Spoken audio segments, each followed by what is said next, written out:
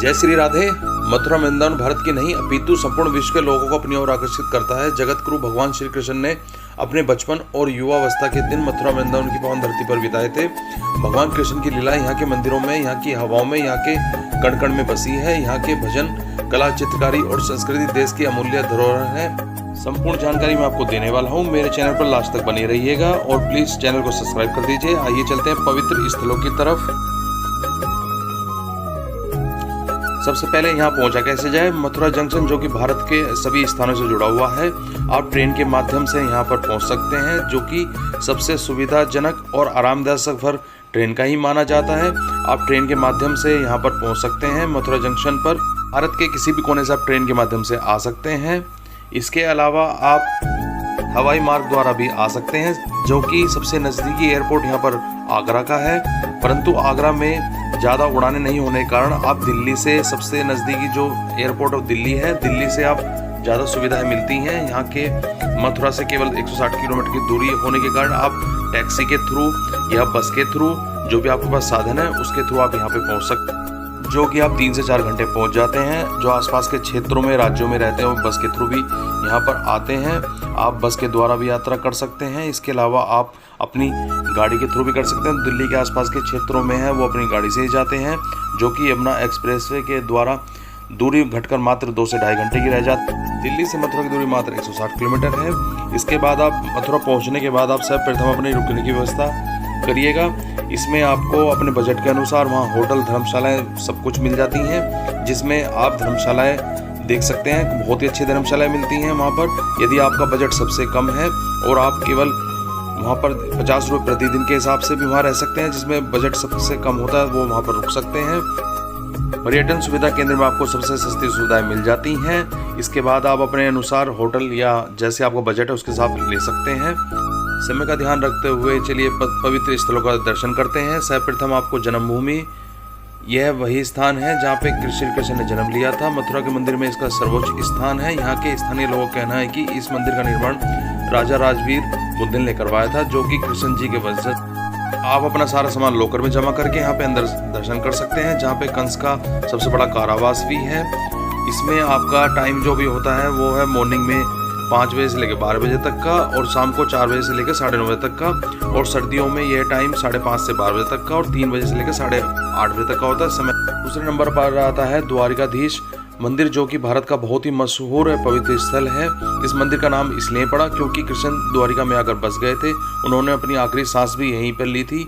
मंदिर में काले मार्बल से बनी कृष्ण जी की प्रतिमा और उसके समीप सफेद मार्बल से बनी उनकी प्रिय राधा जी की प्रतिमा है।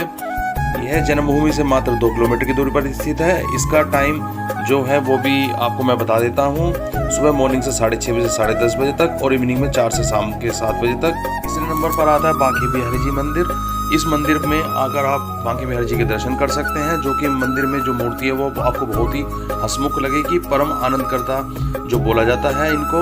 इनका जो टाइमिंग है वो 7:45 से लेकर 12 बजे तक का टाइम है और सुबह शाम को है 5:30 बजे से लेकर 9:30 बजे तक का टाइम और विंटर में 8:45 से लेकर 1 बजे तक का टाइम और 4:30 बजे से 8 बजे तक का टाइम होता है।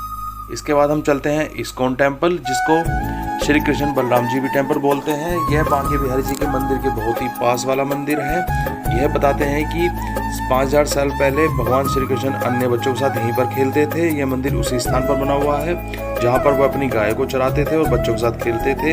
इस मंदिर के आसपास का क्षेत्र सारा वही है जहाँ पर श्री कृष्ण अपना समय गुजारते थे।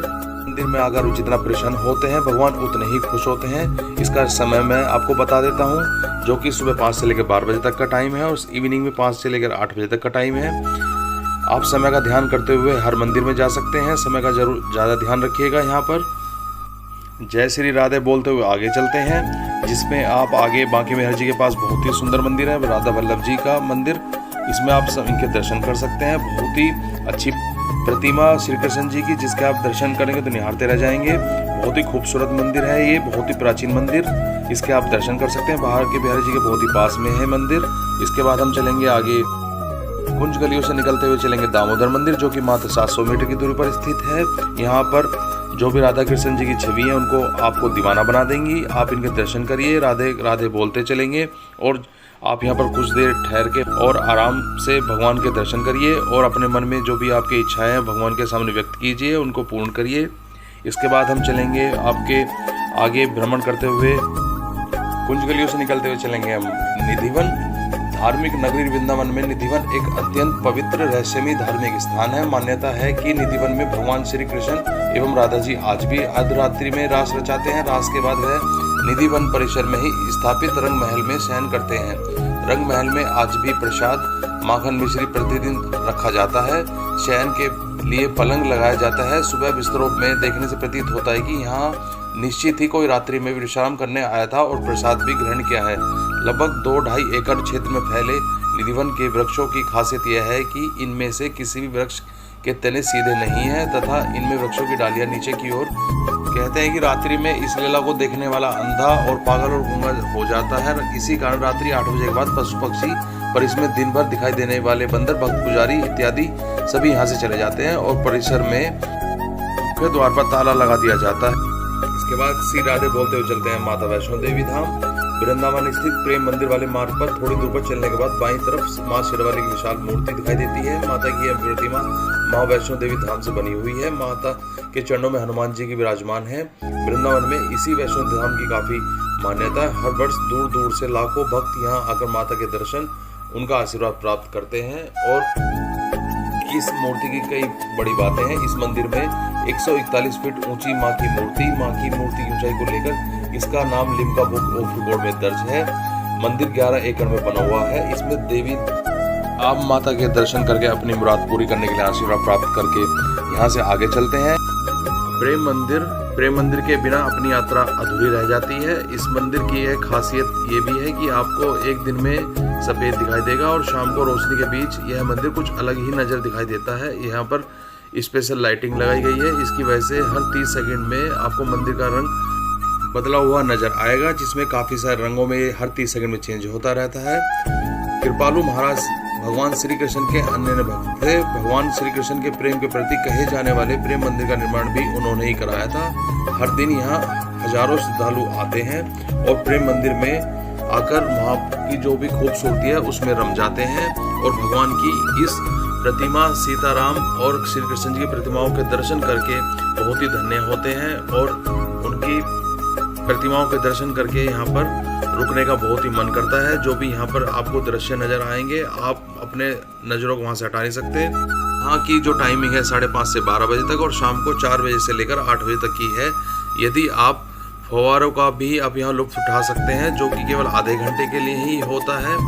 इसका आप 7:30 से 8 बजे तक और सर्दियों में 7 से लेकर 7:30 बजे का टाइम है और आप इस दृश्य को देखकर मोहित हो जाएंगे। आप वृंदावन जाकर प्रेम मंदिर में जरूर जाइएगा, इसके बिना आपकी यात्रा अधूरी रह जाती है। इसके बाद आप यमुना में अपना नाव के थ्रू घूम सकते हैं। बाजार में अपना खाने पीने की जो भी सामान है उसका लुत्फ उठा सकते हैं। यहाँ पर कचौड़ियाँ बहुत ही फेमस हैं। लस्सी जो कि चाट बराबर लस्सी और बहुत सारी चीज़ें यहाँ मिल जाती हैं। मुकेश शर्मा चाट लस्सी वाले ये बहुत फेमस है। यहाँ पर देसी घी की चाट मिल जाती है। चीला चाट जो भी बदनाम चाट के नाम से काफ़ी फेमस है, आप इनका भी लुत्फ उठा सकते हैं। मार्केट में काफ़ी सामान आपके मुताबिक है, आप यहाँ से अपने घर के जो भी छोटे मोटे आइटम ले सकते हैं। यदि मेरे द्वारा दी गई जानकारी आपको अच्छी लगी तो मेरे चैनल को प्लीज़ सब्सक्राइब कर दीजिएगा और मथुरा वृंदावन में ज़रूर आइएगा और सब जगह घूमने का लुत्फ उठाएं। जय श्री राधे, जय श्री कृष्ण।